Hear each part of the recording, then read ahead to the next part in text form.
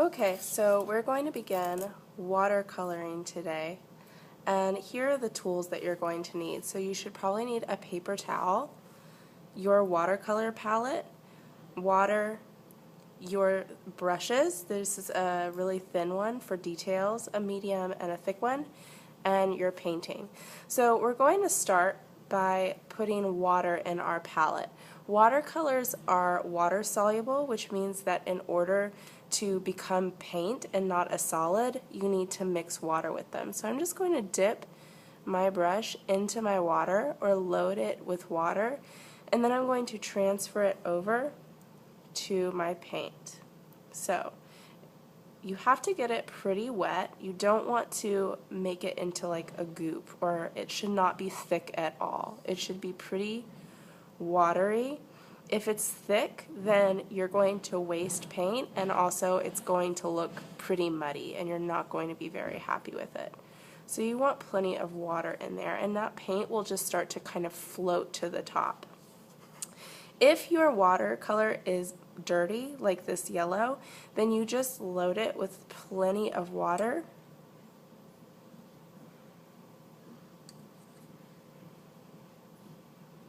And that dirty paint will just kind of lift straight off, and you should be able to kind of bring your paper towel and just barely dip it into that watercolor, and all that dirty paint will kind of come right out and it'll be clean again for you.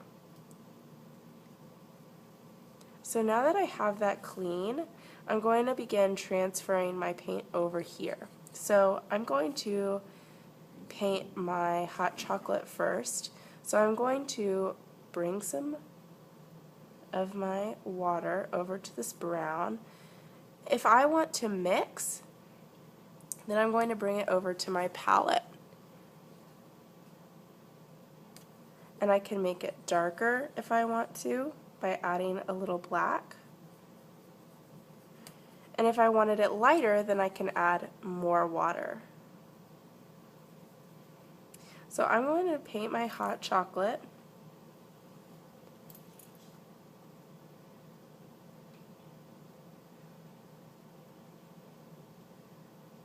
You can see that the less paint is on my brush, the lighter it will become. So it'll be kind of dark at first, and then it will become lighter. It's very important that you hold your brush like so at an angle, and you pull your brush. You should never push your brush, because then it will ruin that brush. So you don't want to be holding it like this and pushing, otherwise those bristles are going to get really messed up and you're not going to be happy. So I'm going to get a little more brown.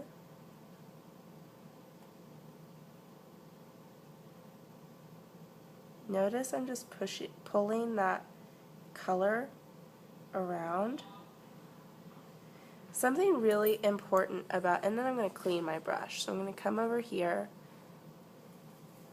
and then I'm going to clean it really well so that I don't get my other colors dirty. Something really important about watercolors is that I have to wait for one area to dry before I do the area next to it. Otherwise you're going to have bleeding, and I'll show you what that looks like.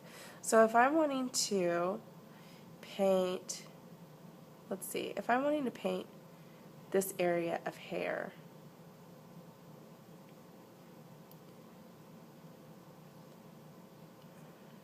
and then I decide that I want to paint the scarf next to that hair, and I want to paint it, let's say blue. If I paint next to it, those colors are going to bleed like so, and you don't want that to happen. You want it to be really crisp. So I'm going to take that back by blotting it.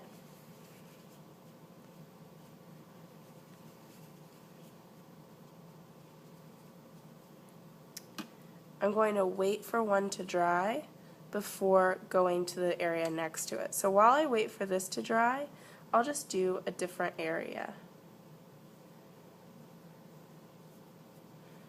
and then I'll go back to the blue scarf.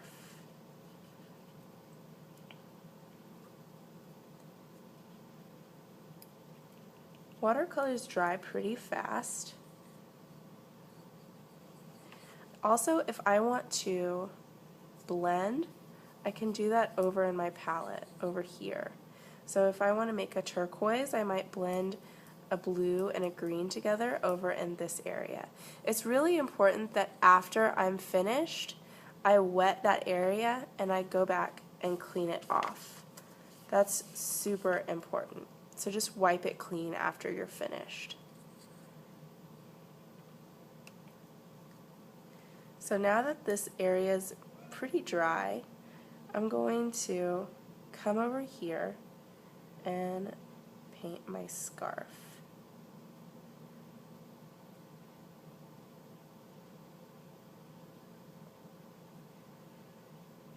The more water I add, the lighter that color will be. So if I want these to be a lighter blue, then I'm just going to add more water.